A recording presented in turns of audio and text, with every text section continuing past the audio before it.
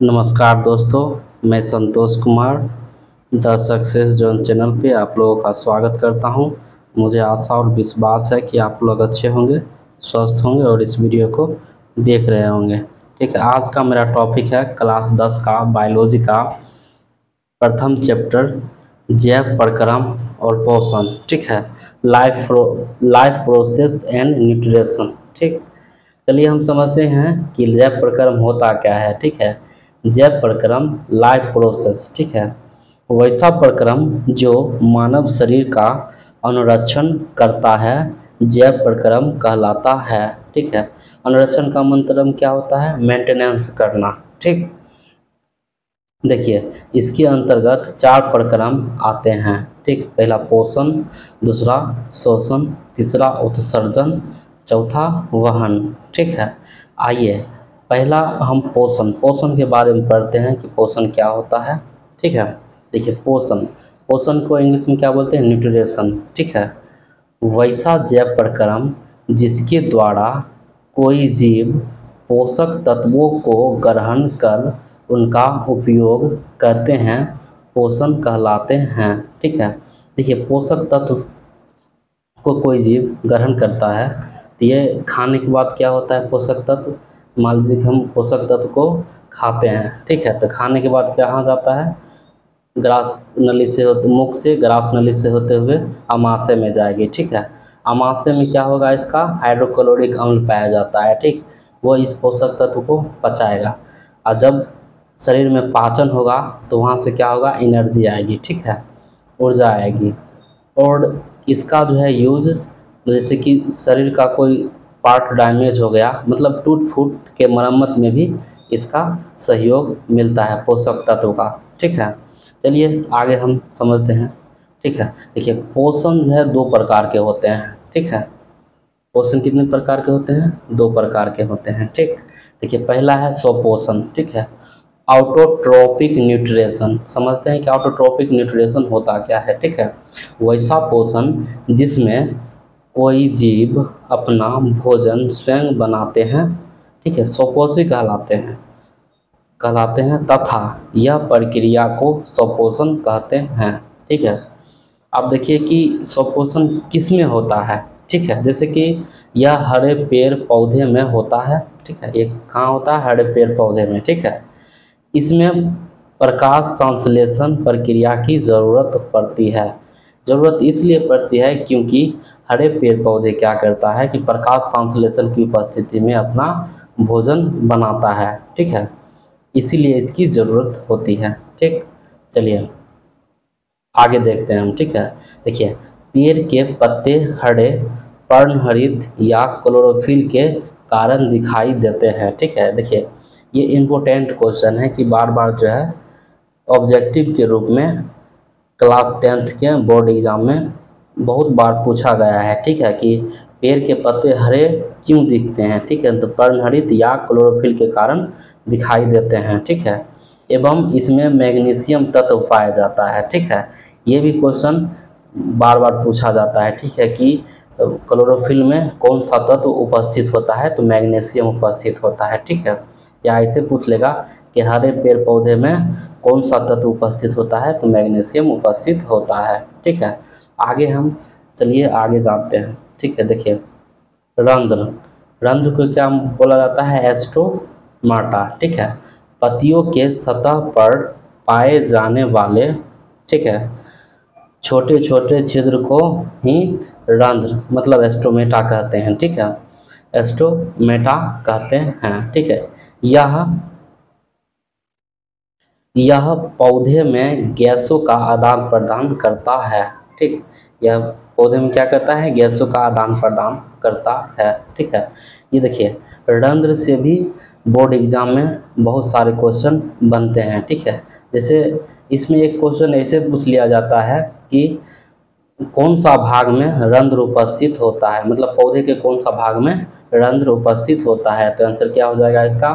पत्तियों में होता है। ठीक है, और दूसरा क्वेश्चन यहाँ से ये बनता है कि रंध्र जो है, रंध्र का काम क्या है? ठीक है, तो ये क्या करता है? पौधे में गैसों का आदान प्रदान करता है। ठीक, ये भी क्वेश्चन बोर्ड एग्जाम में पूछ चुका है, ठीक है। और यहाँ से रंध्र किस में उपस्थित होता है, पत्तियों में, ये भी क्वेश्चन पूछ चुका है, ठीक है। आइए पोषण का हम दूसरा भाग, ठीक है, कि परपोषण समझते हैं कि परपोषण क्या होता है, ठीक है। परपोषण, ठीक है, हेटेरोट्रोपिक न्यूट्रिशन, ठीक है, इसको विषमपोषी भी बोला जाता है, ठीक। देखिए चलिए समझते हैं कि परपोषण होता क्या है, ठीक है। वैसा पोषण जिसमें कोई जीव अपना भोजन किसी दूसरे की सहायता से बनाती है परपोषी कहलाता है, तथा यह प्रक्रिया परपोषण कहलाता है, ठीक है। जैसे कि मनुष्य, जानवर और ईटीसी, ठीक है। जैसे देखिए परपोषण, इसको विषमपोषी भी कहते हैं, ठीक है। के 3 प्रकार होते हैं, ठीक है। परपोषण के कितने प्रकार होते हैं, 3 प्रकार होते हैं, ठीक। मितजीवी, परजीवी, प्राणी संपोषण, ठीक है। कौन कौन होता है, मितजीवी पोषण, परजीवी पोषण और प्राणी संपोषण, ठीक है। चलिए एक एक कर हम इसका डिफिनेशन समझते हैं कि क्या होता है, ठीक है। जैसे कि पहला डिफिनेशन हम समझते हैं, ठीक है, कि मितजीवी पोषण क्या होता है, ठीक है। सेप्रोफैटिक न्यूट्रिशन, ठीक है, सेप्रोफैटिक न्यूट्रिशन क्या होता है, ठीक है। देखिए वैसा पोषण जिसमें जीव मित पौधा या सरीगली पौधे से अपना भोजन प्राप्त करती है, मितजीवी पोषण कहलाते हैं, ठीक है।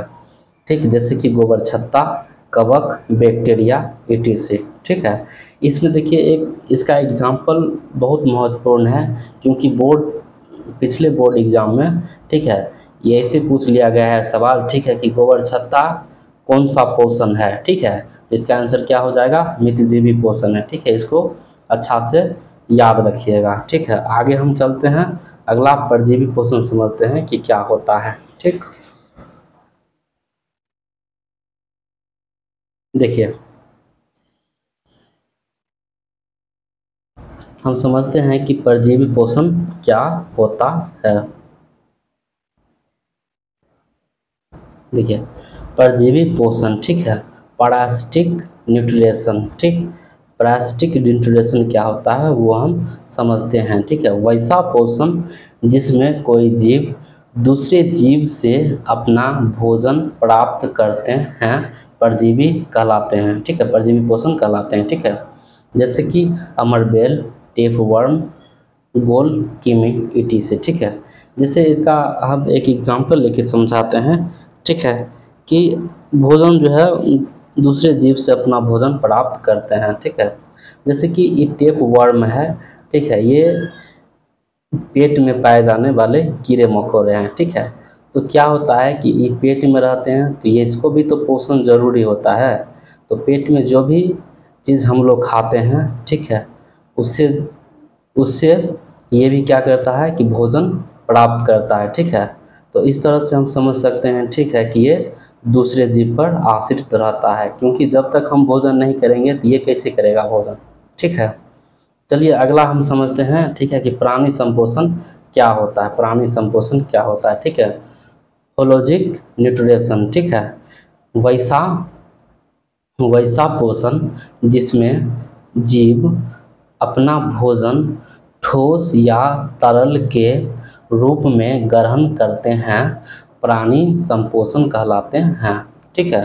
जैसे अमीबा, मेढक, मनुष्य, मनुष्य भी क्या है, एक प्राणी संपोषण है, ठीक है, क्योंकि ये ठोस और तरल के रूप में अपना भोजन ग्रहण करते हैं, ठीक है। मुझे आशा और विश्वास है कि आप लोगों को ये पोषण वाला चैप्टर, पोषण क्या होता है, पोषण के कितने भाग होते हैं, ठीक है, ये सब आपको समझ में आया होगा, ठीक है। अगला हम पढ़ लेते हैं, एक प्रकाश संश्लेषण क्या होता है वो हम पढ़ लेते हैं, ठीक है। देखिए प्रकाश संश्लेषण, ठीक है, फोटोसिंथेसिस क्या होता है, ठीक है। पहले हम इस स्ट्रक्चर को समझ लेते हैं हम, ठीक है, इस स्ट्रक्चर को समझ लेते हैं कि क्या है। देखिए एक ये दिख रहा होगा आप, ये देखिए एक ये क्या है, गमला है, ठीक है, इसमें एक पेड़ लगा हुआ है, ठीक है, ये पेड़ के पत्तियां हैं, ठीक है, और ये सन है, ठीक, और ये वायुमंडल से क्या है, CO2 है, ठीक है। तो क्या होता है जनरली प्रकाश संश्लेषण में, ठीक है, प्रकाश संश्लेषण में क्या होता है कि सूर्य की उपस्थिति में, ठीक है। पौधे जड़ से जल एवं खनिज लवण लेते हैं, ठीक है। पत्ती से क्लोरोफिल और वायुमंडल से CO2 गैस, ये चारों चीज लेके, ठीक है, और अपना भोजन का निर्माण करते हैं। यही प्रक्रम को क्या बोला जाता है? प्रकाश संश्लेषण कहा जाता है, ठीक है। चलिए हम समझ लेते हैं कि प्रकाश संश्लेषण का डिफिनेशन क्या होता है, ठीक है। देखिए, प्रकाश संश्लेषण फोटोसिंथेसिस, ठीक है। हर एक पेड़ पौधा की पत्तियां सूर्य की उपस्थिति में वायुमंडल से CO2 तथा जड़ से जल, यहाँ छूट गया है देखिए, ठीक है, यहाँ पे लिख लीजिएगा जल एवं, ठीक है, जल एवं खनिज लवण लेकर अपना भोजन बनाते हैं। इसी प्रक्रिया को प्रकाश संश्लेषण कहते हैं, ठीक है।